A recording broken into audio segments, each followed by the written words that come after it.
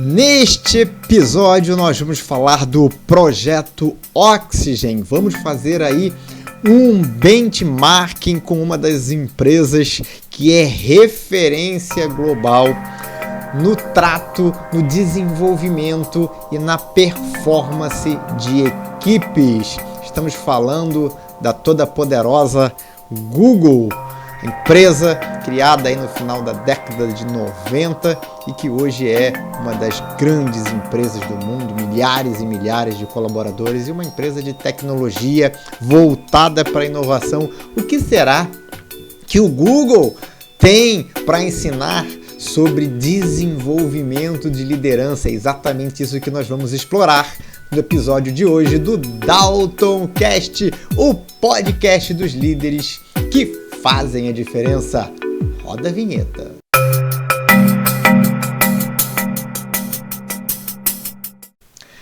Muito bem, muito bem. Vamos lá então entender por que então o Google se preocupa com desenvolvimento de liderança. Por que o Google resolveu investir em desenvolver toda uma metodologia para desenvolver os seus líderes? Isso aconteceu porque o Google percebeu que existia dificuldade na promoção dos seus colaboradores para cargos de liderança. É óbvio que uma empresa do tamanho do Google tem toda uma estrutura, uma metodologia de avaliação de performance, de avaliação individual de performance, tema que nós já discutimos aqui no Daltoncast.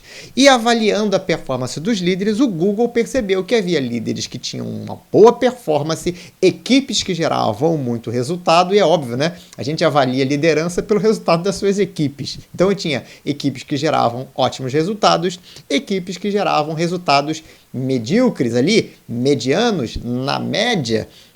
E aí o Google, sempre pensando em melhoria contínua, resolveu desenvolver um projeto para entender qual era o diferencial que os líderes que tinham as melhores performances tinham em relação aos líderes que tinham uma performance medíocre. Então o Google foi lá, mergulhou em cerca de 10 mil dados, e esses dados que a gente está falando eram impressões registradas de gerentes, eram avaliações de desempenho, pesquisas de avaliação para prêmios e reconhecimento de gerentes. Então, tudo que o Google tinha da sua estratégia de gestão de pessoas, de registros dessa performance, são 10 mil dados. Pegou aquilo, compilou aquilo tudo. Não há de se negar que em compilação de dados eles são muito bons. E daí eles começaram a tirar diversas pistas, né, para entender quais eram os diferenciais que indicavam que um líder teria uma performance muito boa. E aí eles pegaram esses pontos, que são basicamente 6 competências que fazem a diferença na liderança do Google, e eles resolveram criar um treinamento para desenvolver essas competências. Então nós vamos pegar exatamente isso. Quais foram as competências mapeadas pelo Google e que fazem realmente a diferença na performance das equipes? Bom, começando com a primeira competência aqui, mentalidade e valores. Mentalidade e os valores da liderança. E quando ele fala de mentalidade, que tipo de mentalidade é? É a mentalidade de crescimento. Ou seja, inteligência pode ser desenvolvida. Então, quem tem uma mentalidade de crescimento está aberto a aprender sempre mais, né? O aprendizado é algo que a gente vai levar a vida inteira. A gente é capaz de aprender ao longo de toda a nossa vida. Só que a gente só aprende aquilo que a gente quer aprender. A gente só aprende quando a gente está disposto, aberto aos novos conhecimentos, a um novo aprendizado. Então, a mentalidade de crescimento é exatamente saber que tudo pode ser aprendido. E mais, é uma mentalidade de otimismo, ou seja, líderes que desenvolvem uma mentalidade otimista, ou seja, eu sei que eu posso aprender, eu vou aprender, e eu vou me dedicar para aprender. Não importa o quão difícil seja, mas eu sei que eu posso aprender, eu quero aprender, eu vou fazer o que for preciso para aprender. Então, vou colocar esforço, vou colocar energia para aprender, para desenvolver. E é claro, isso é o princípio de tudo. Se eu não tiver essa mentalidade, eu não vou estar aberto a aprender todas as competências que eu preciso aprender para me desenvolver enquanto líder. Então, dentro dessa mentalidade, é importantíssimo, imprescindível que ela seja a primeira competência a ser desenvolvida. Se ela não está presente no líder, se você tem um líder na sua equipe que não quer aprender, que acha que já sabe tudo, que é bom o suficiente, mas não está entregando resultado, ou seja, significa, é a prova de que ele não sabe tudo que ele poderia saber, ele não vai aprender porque ele acha que ele não precisa. Então, essa mentalidade é fundamental. E também pode ser desenvolvida. A gente pode demonstrar para as pessoas que é possível aprender, independente da idade, independente da experiência, é possível se desenvolver. E vale a pena, precisa ter esforço, precisa ter ali hard work para isso acontecer. E quando a gente está falando de valores, é necessário entender os valores daquela liderança para verificar se tem um alinhamento de valores com a empresa. Ou seja, se a pessoa pode até querer aprender, mas aqui entender que é possível o aprendizado. Mas se ela tiver valores que são incongruentes com os valores da empresa, quando você compara os dois, vai ser difícil ela desenvolver uma mentalidade onde ela está disposta a aprender.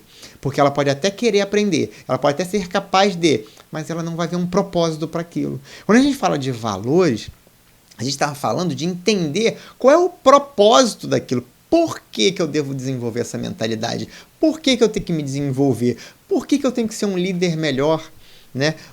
Qual o propósito disso? Eu tenho um valor de melhoria contínua, para mim isso é importante. Eu tenho os valores ali de resultado, de performance que estão alinhados com o da empresa, porque se eu não tenho, para que eu vou aprender? Né? Para que eu vou me desenvolver? Então isso trata-se de motivação interna, entender qual é o propósito daquele desenvolvimento. Então mentalidade, valores ou mentalidade de propósito tem que ser a primeira coisa a ser desenvolvida num líder que quer aumentar a sua performance, né? Ou num novo líder. Se você está pensando aí na sua empresa em promoção de pessoas para cargo de liderança, você pode fazer um treinamento para preparar essa pessoa para se tornar líder. Você pode fazer um treinamento assim que essa pessoa se torna líder, que é o que a maioria das empresas não faz, né? Isso é muito negligenciado. Na maior parte das empresas, essa pessoa é promovida à liderança, se vira aí, agora você é responsável, dá teu jeito, dá teus pulos, e aí o resultado não vem, a pessoa não sabe o que fazer. Então agora você já sabe, promoveu a pessoa, o resultado não está aparecendo, agora você sabe aqui o que você precisa desenvolver. Então comece com mentalidades, valores, propósito para poder ser desenvolvido. Segundo ponto, imprescindível e importantíssimo, que gera um grande diferencial, segundo a pesquisa do projeto Oxygen do Google, é inteligência emocional. O Daniel Goleman já dizia, vários outros autores já dizem, inteligência emocional é o que faz uma grande diferença. Segundo o Daniel Goleman, 30% da performance está relacionada a competências de inteligência emocional, né? E aí, quando a gente fala de inteligência emocional, são 4 pilares, né? E que você precisa trabalhar. Primeiro autoconhecimento. Entender, reconhecer aquilo que você sabe e aquilo que você não sabe. Ter ciência de quem você é, de quais são as suas dificuldades, de quais são os seus pontos fortes. Então essa autoconsciência é imprescindível para a inteligência emocional. Então, é algo que você precisa trabalhar. Você precisa dar à pessoa a oportunidade de se conhecer melhor. Obviamente, existem técnicas, ferramentas, mas isso não dá para entrar aqui. Isso é assunto para um projeto aí de desenvolvimento de alguns meses, com vários treinamentos, com vários acompanhamentos ou com um projeto de mentoria. Mas é importante que você entenda o que precisa ser desenvolvido, até para você buscar no mercado ferramentas para desenvolver nessa linha. Segundo ponto importantíssimo da inteligência emocional é a autogestão ou autocontrole emocional.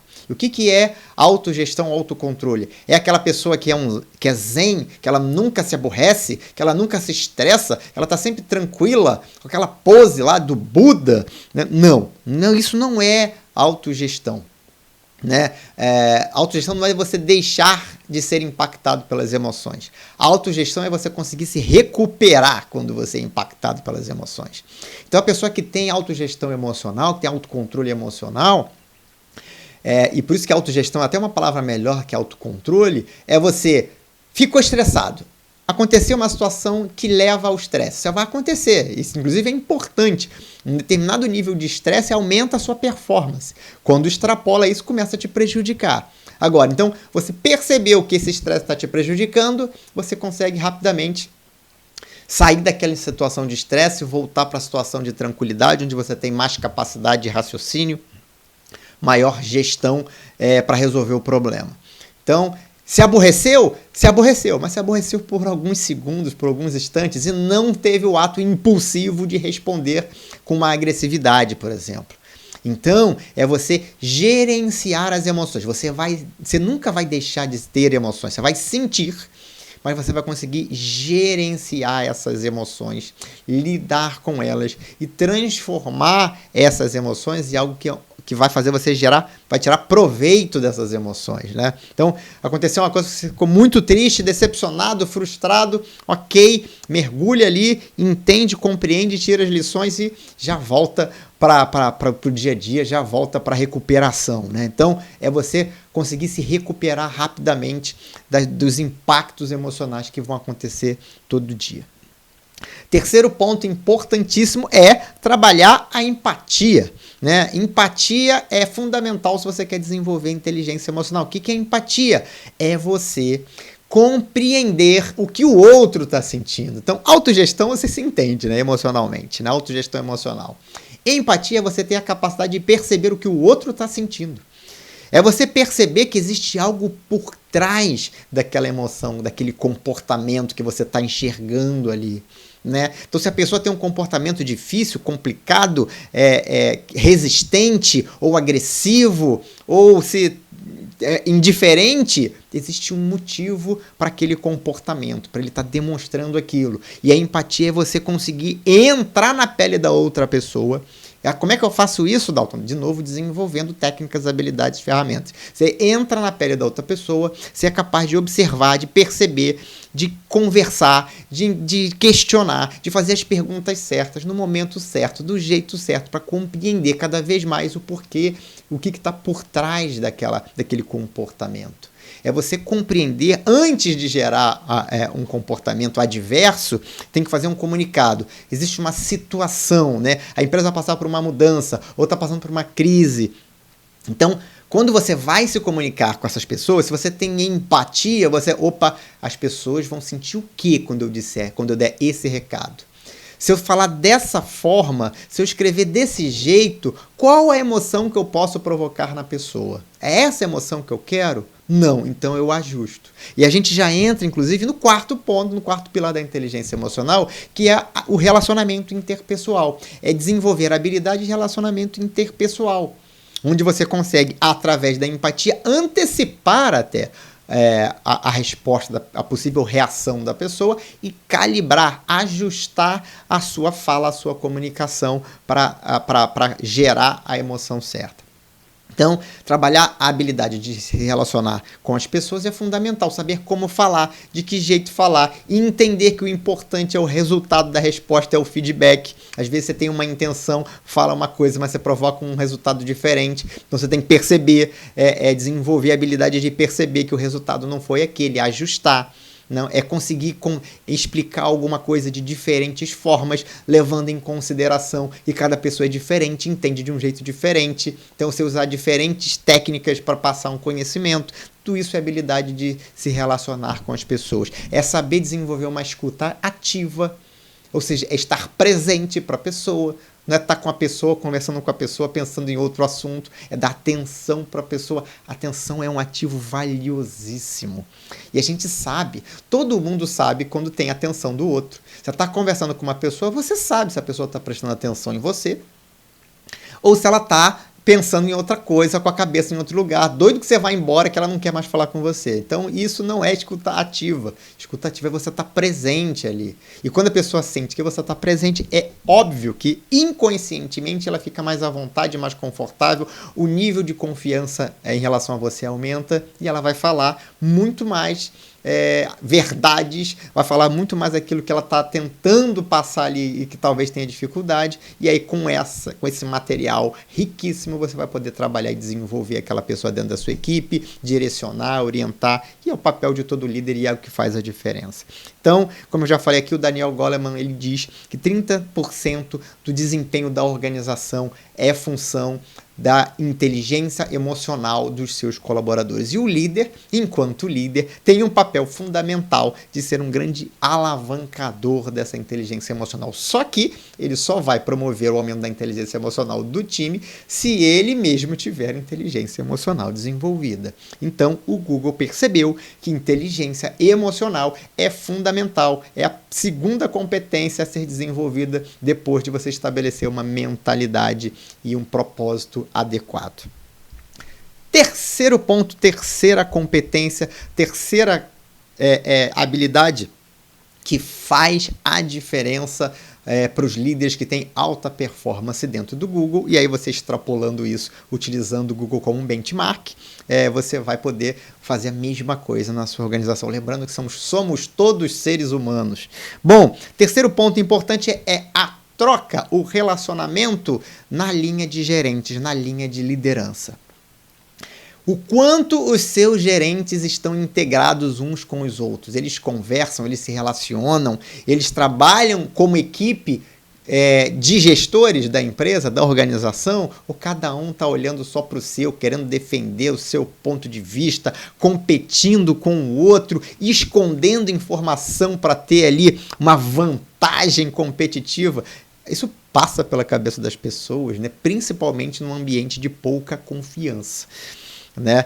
Então, essa troca de gestores é exatamente para estimular um relacionamento oposto a isso, um relacionamento onde você vai estimular a vulnerabilidade, a abertura, né? O compartilhamento de informações, o compartilhamento de pontos fracos, né? Me ajuda nisso, eu não consigo desenvolver dessa forma, você é bom nisso, me ajuda a desenvolver isso. Só que, obviamente, a gente só vai admitir as nossas vulnerabilidades, os nossos pontos fracos, as nossas dificuldades, se houver um clima de confiança na linha gerencial. Então, terceiro ponto importantíssimo, e essa troca de gestores, né, esse compartilhamento das frustrações, dos desafios, dos acertos, dos ganhos, daquilo que deu certo, gera um aprendizado e um desenvolvimento do coletivo de gestores, né, do coletivo da liderança. Imagina, né, eu li uma frase esses dias que a pessoa inteligente aprende com os seus erros. A pessoa sábia aprende com os erros das outras pessoas. Então, seja sábio, né? Aprenda não só com os seus erros, aprenda com os erros das outras pessoas. Só que você só vai conseguir aprender com os erros das outras pessoas se as pessoas abrirem para você essas dificuldades, essas frustrações, esses erros e aprendizados. Então, terceiro ponto importante é criar essa conexão na linha de gestores. E, de novo, como é que eu faço isso, Dalton? Você tem que estimular que isso aconteça. Você tem que trazer todo mundo junto. Você tem que criar um ambiente onde essa troca seja propícia, né? Então, é importantíssimo você trabalhar essa questão da troca entre os gestores, né? Então, são ferramentas que você pode aplicar para desenvolver a sua linha de gestão. Quarto ponto importante, mapeado pelo Google para desenvolvimento de gestores, habilidades de coaching. Sim. E aí, uma informação importante. Segundo o Google, não sou eu que estou dizendo, segundo o projeto Oxen do Google, analisando mais de 10 mil dados de toda a sua linha gerencial, e o Google chegou à seguinte conclusão: os gerentes mais eficazes são os gerentes que têm habilidades, competências de coach. Sim, são os gerentes coach, os líderes coach. Talvez você já tenha ouvido esse termo, líder coach. Que habilidades são essas, né? Que habilidades são essas do coaching que os líderes que as têm tem um desempenho em termos de eficácia muito superior aos outros, que as equipes desses líderes geram muito mais resultado do que equipes semelhantes, com composições semelhantes e desafios semelhantes. Por que essas equipes conseguem alavancar mais seus resultados? Exatamente por causa dessas habilidades de coaching do que o líder desenvolve, que o líder tem, pode desenvolver. Qualquer um líder pode desenvolver essas habilidades. Que habilidades são essas, Dalton? Primeira habilidade número 1, dar feedback, né? Não qualquer feedback, aquele feedback oportuno, no momento certo, aquele feedback que é específico, é o ponto específico, aquele feedback que é feito de forma cuidadosa, de forma a motivar a pessoa e não a derrubar a pessoa, não a criticar a pessoa. Então é um feedback padrão coaching, né? E aí você pode... E aí tem gente que vai dizer assim, não, mas eu conheço um cara que ele fez um curso de coaching e ele não faz nada disso. Assim, de novo, não depende de fazer o curso de coaching. Primeiro que eu não sei qual é o curso de coaching que a pessoa fez, né? De repente não fez um curso de coaching onde a pessoa explicou os fundamentos do coaching. Despejou lá um montão de ferramenta. Você aplica isso aqui que tudo vai dar certo, né? Eu já ouvi pessoas formadas em coaching dizendo que são aplicadores de ferramenta e vindo pedir ajuda para entender, aprofundar um pouco mais os conceitos do coaching. Não sei se você sabe, mas eu fui instrutor de uma escola de formação de coaches. Então, ir lá nessa escola, que eu posso falar o nome aqui, era no Instituto Humanizar lá de Manaus. Lá no Instituto Humanizar, a gente ensina os fundamentos do coaching, os princípios do coaching. Então, a gente não forma aplicador de ferramenta, a gente forma gente que entende realmente os princípios e aplica. Só que ainda tem uma outra coisa, né? Entre você fazer um curso e aplicar aquilo que foi ensinado, existe uma grande diferença, né? Às vezes as pessoas aprenderam e decidiram não utilizar. Por quê? Só a pessoa vai poder te dizer por quê. Então, dar feedback é uma das habilidades de coaching. Uma outra coisa que é uma habilidade de coaching é adaptabilidade na abordagem 1-a-1. É saber conduzir uma conversa de coaching. Uma conversa voltada para o desenvolvimento. Uma conversa onde tem empatia. Uma conversa onde existe confiança mútua. Se você não tem isso, e veja que isso ajuda em todos os outros pontos, né? E, de novo, isso é técnica, isso é treino, mas isso, antes de tudo, é querer fazer, né? Não adianta você falar assim, olha, você vai ter que desenvolver aqui várias técnicas para conduzir uma conversa one-on-one, né? 1-a-1 ali, e a pessoa não quer fazer. Não gosto de gente, não gosto de conversar, não quero saber. Então, não adianta. Então, é preciso desenvolver essa habilidade. De novo, abordagem de conversa, de técnica ali, de relacionamento 1-a-1. E lembrando que essas conversas 1-a-1 são grandes oportunidades. Elas ficam marcadas, essas conversas, e elas fazem toda a diferença na gestão das pessoas. Por quê? Porque é nessa conversa 1-a-1 que se estabelece a relação de confiança com o líder, né? Liderado com líder, líder com liderado.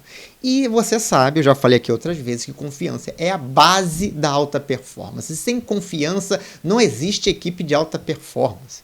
Então, é nessas oportunidades que você tem a possibilidade de mostrar que tipo de líder você é. Um outro ponto que você está ligado ali diretamente às habilidades de coaching é escuta ativa, né? A habilidade de escuta ativa também é uma habilidade desenvolvida dentro do processo de coaching, né? Então, coaches são treinados, bons coaches são treinados em escuta ativa, em prestar atenção verdadeiramente. Não só ao que é falado, mas ao que é transmitido através da fisionomia, né? Então, o corpo fala, a postura fala, a forma com que o rosto se movimenta, o olhar, a direção do olhar da pessoa tem informação valiosa. Ou seja, são técnicas de coaching, técnicas baseadas, inclusive, que o coaching se apropria da PNL, porque o coaching, como um método, ele se apropria de técnicas de várias ciências, inclusive da PNL, para realmente escutar ativamente e compreender o que é falado e o que está por trás das palavras. Uma habilidade de um bom coach. Todo bom coach tem essa habilidade. O coach meia boca talvez não tenha. Tudo bem. Vamos lá. Próxima habilidade de coaching, que é fundamental. Aí você vai entendendo, né?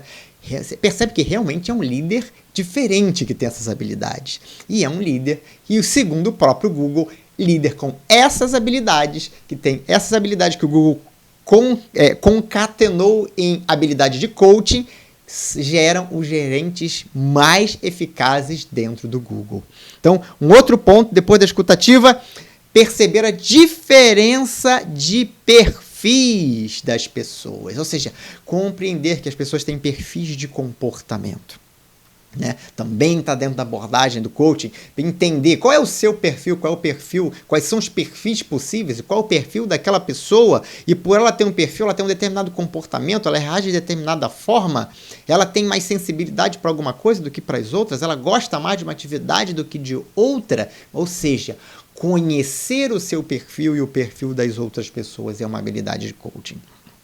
E é óbvio, quando você conhece o perfil da pessoa comportamental, quando você é capaz de entender, e claro que você tem técnicas e ferramentas que você pode aplicar para descobrir, mas um coaching, eu, por exemplo, não utilizo ferramenta nenhuma para descobrir perfil comportamental. Durante uma conversa e fazendo as perguntas certas, pela minha experiência, eu sou capaz de perceber qual é o perfil, quais são os perfis comportamentais que a pessoa demonstra, apresenta, até de forma inconsciente, né? Muitas das vezes ela não está presente para isso. E mais um ponto da habilidade de coaching ali é exatamente esse, fazer pergunta. Saber fazer pergunta é uma habilidade que todo bom coaching deve ter. O que é uma boa pergunta? O que é uma pergunta de coaching? É uma pergunta aberta que gera reflexão. Uma pergunta aberta que faz com que a pessoa reflita sobre algo e ela mesma perceba que ela tem a resposta, né? Porque esse o coaching não é sobre dar respostas, o coaching é sobre fazer com que a pessoa perceba as suas próprias respostas. É diferente da mentoria. Mentoria é mentoria, coaching é coaching. Se você faz as duas coisas assim como eu, ótimo, você tem mais ferramentas para trabalhar. Então, fazer as perguntas certas é uma habilidade do coaching. De novo, é uma técnica que o coaching traz. Não foi inventada pelo coaching isso. Isso a gente está falando de filosofia, né? Fazer perguntas certas é uma habilidade de Sócrates. Sócrates já utilizava isso. A abordagem socrática, né, de fazer perguntas abertas que levem à reflexão. Então, o coaching se apropria ali dessa técnica da filosofia, que também é utilizada na psicologia, mas que vem muito antes disso, vem lá de Sócrates, para poder fazer com que a pessoa reflita e com que a pessoa compreenda coisas que ela não tinha compreendido anteriormente, e é isso que gera o desenvolvimento. Então, líderes que têm essa habilidade de coaching, eles têm uma capacidade muito grande de desenvolver as pessoas. E é muito legal você ter na equipe, às vezes, pessoas que não são assim, tão desenvolvidas, que não entregam um grande resultado, mas você ser capaz de transformar a pessoa. É muito legal você olhar para uma pessoa hoje, e graças a Deus eu tenho a oportunidade de ter essas experiências nas minhas consultorias, principalmente nas consultorias e nas mentorias, que são trabalhos de mais longo prazo, de você ver o desenvolvimento da pessoa, né? De você ser capaz de olhar para a pessoa e falar, cara, eu lembro de como é que essa pessoa era 6 meses atrás. Ela está em outro nível agora. E a performance dela é outra performance completamente diferente. Isso é uma habilidade de coaching, né? E de novo, o próprio Google percebeu que essa habilidade fazia toda a diferença. É meio óbvio, né? Se você tem um líder que é capaz de desenvolver com velocidade e assertividade a sua equipe, é muito óbvio que isso vai gerar resultados diferenciados. Mas nem sempre o óbvio é realizado, nem sempre o óbvio é feito. Então vem a pesquisa, vem o projeto Oxygen para comprovar com fatos e dados de que a habilidade de coach é a habilidade número 1 dos gerentes eficazes dentro do Google. E eu vou extrapolar mais uma vez, eu vou falar com conhecimento de causa, que essa habilidade é uma habilidade que faz muita diferença. Em qualquer área, em qualquer tipo de empresa, em qualquer tipo de negócio.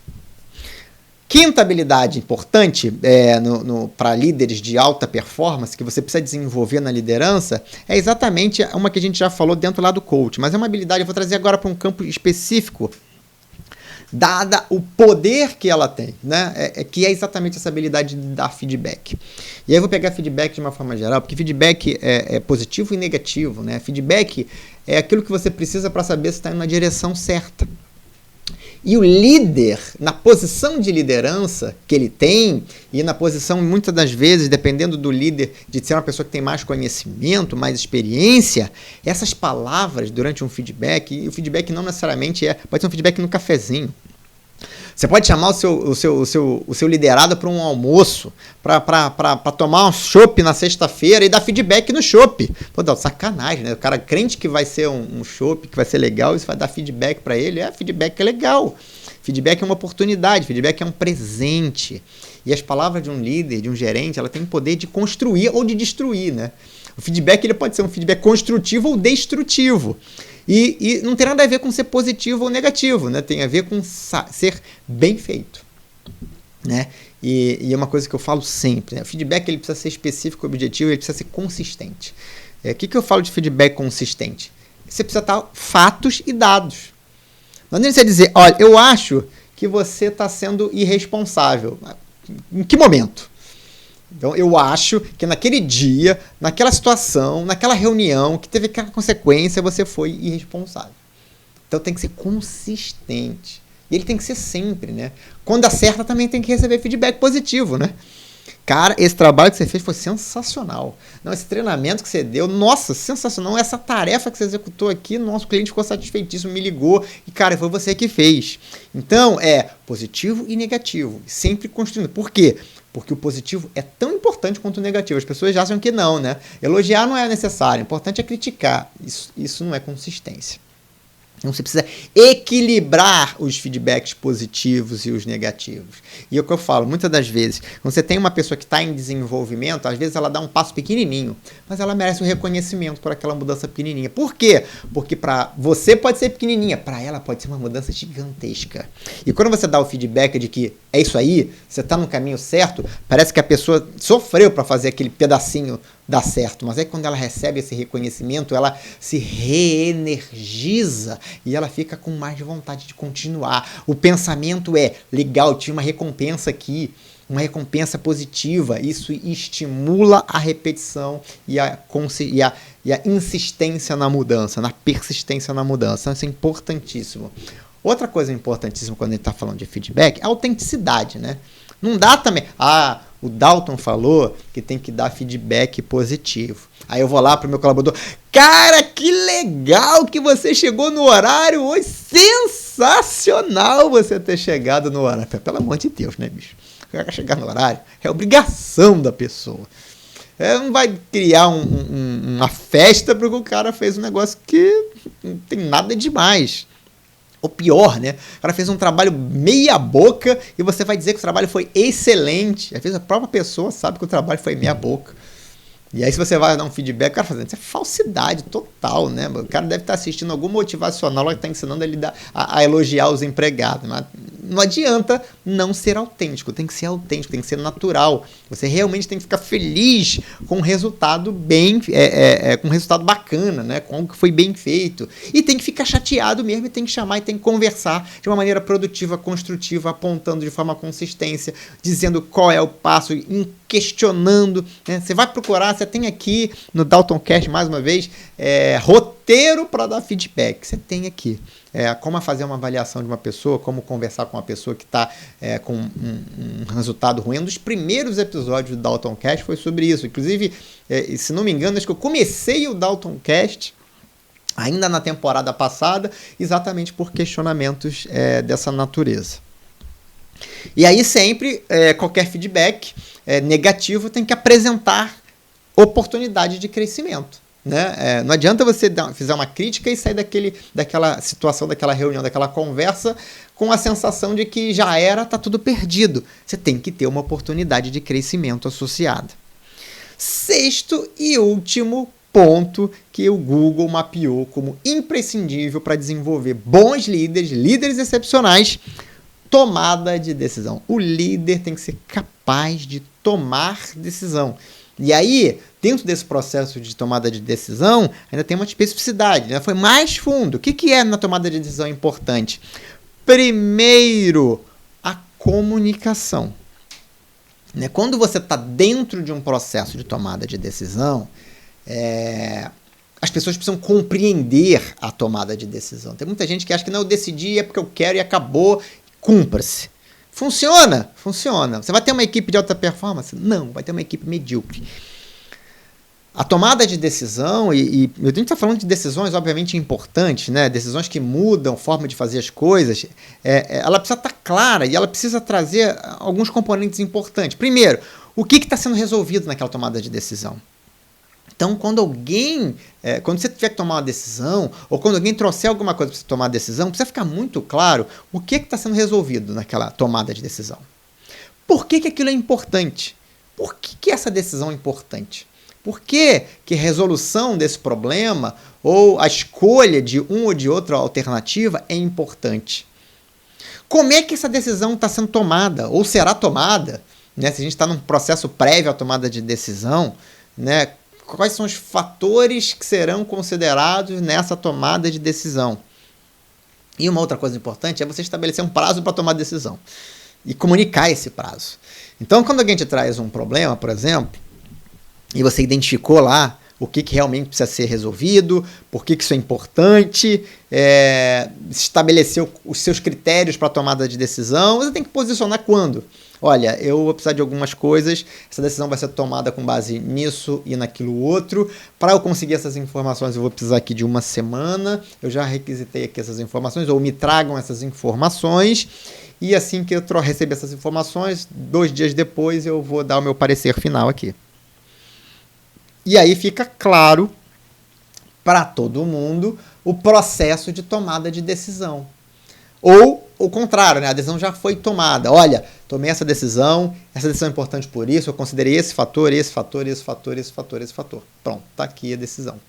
Você compartilha o processo de tomada de decisão com a sua equipe de liderados. Isso acontece para todos.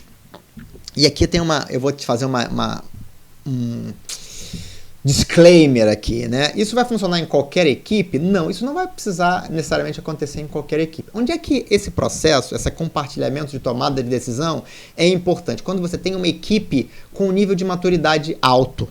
Quando você tem uma equipe que consegue compreender processos de tomada de decisão que você está tomando.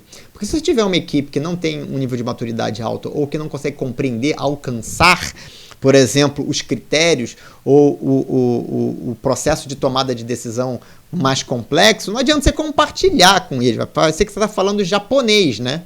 Ninguém vai entender nada. Você vai confundir só, você não vai...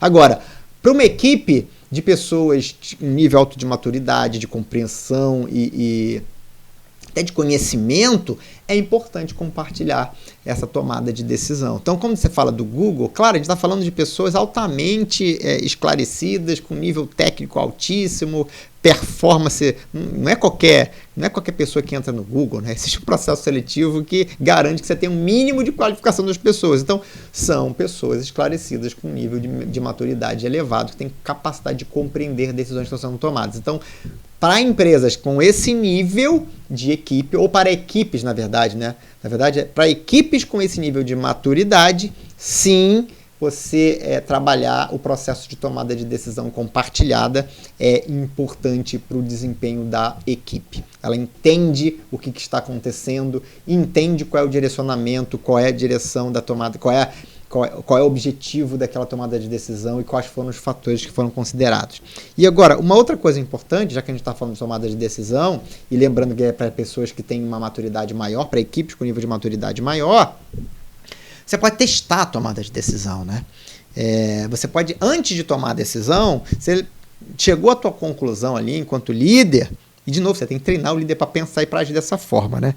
Você testa, compartilha com algumas pessoas próximas ali, com nível mais alto de maturidade, compartilha com os colegas gestores o processo de tomada de decisão e colhe os feedbacks. E aí, com esses feedbacks, você pode mudar a sua decisão ou pode confirmar a sua decisão, ou pode trazer elementos novos para a sua tomada de decisão. Então, as pessoas acham que líder tem que decidir tudo sozinho. Não, tem coisas que você compartilha, tem coisas que eu compartilho. Tem coisas que eu compartilho mesmo acreditando que eu não precisaria compartilhar, exatamente para eu conseguir garantir o maior engajamento depois da tomada de decisão. Então eu trago as pessoas, compartilho e elas acabam falando coisas que eu já esperava, que eu já tinha percebido. E tudo bem, elas ficam felizes porque a opinião delas valeu alguma coisa, porque eu pedi a opinião delas, e aí o processo de decisão ele fica muito mais consistente. Então, trabalhar o processo de tomada de decisão, treinamento para tomada de decisão. Parece uma coisa óbvia, né? Quem é que já fez aqui treinamento para tomar decisão, para compartilhar? Quem que já tinha ouvido isso antes e percebido os impactos que esse tipo de comunicação gera na performance da equipe? Então, com isso, fechamos aqui os 6 pontos fundamentais, habilidades que o Google ensina para os seus gerentes, para aqueles gerentes novos e que desenvolve no gerente, reforça e desenvolve no gerente que não passaram por esse treinamento anteriormente e que por isso tem uma performance abaixo da média. E uma coisa interessante, porque lá no Google, uma empresa de tecnologia, uma empresa focada em pesquisa, em estatística para desenvolver a sua equipe, é óbvio que o Google ia medir o resultado desse treinamento, dessas capacidades, dessas habilidades. E aí, depois da implantação do projeto Oxygen, depois que as pessoas foram treinadas, pessoas que tinham baixo rendimento tiveram a melhora. Quantos por cento? 75% dos gerentes que tinham baixo rendimento apresentaram melhora na performance dos resultados das suas equipes após esse treinamento. 3 em cada 4 melhoraram. Agora, você podia ter desistido, né? Você podia ter trocado a galera e dizendo assim, aqui baixo rendimento, vamos trocar a liderança. Não. Você desenvolve as pessoas e em cada 4, 3 tem aumento de performance. Você salva, recupera e desenvolve 3. E o que eu faço com os outros 25% que não tiveram melhoria? Aí você pode pensar em o que faltou, né? E eu vou dizer uma coisa para você. Eu vou te dizer já o que vai faltar. Aqueles que não se desenvolveram, eles não tinham vontade ou não trabalharam duro o suficiente para se desenvolver. Eles não tiveram vontade. Lembra da mentalidade? A gente falou no começo desse podcast. Se você não tiver uma mentalidade de crescimento, se a pessoa não estiver disposta a mudar, a fazer o que é necessário, a se desenvolver para se tornar um líder melhor, nenhum treinamento, mentoria, coaching no mundo vai fazer aquela pessoa melhorar. Por isso a importância, por isso que eu falei que tudo começa com a mentalidade aberta para o desenvolvimento.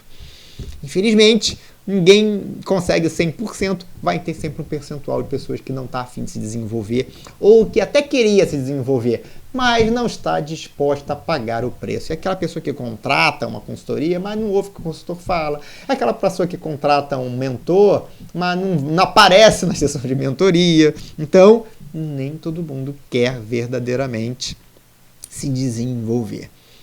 Beleza? Muito bem, agora é a sua vez.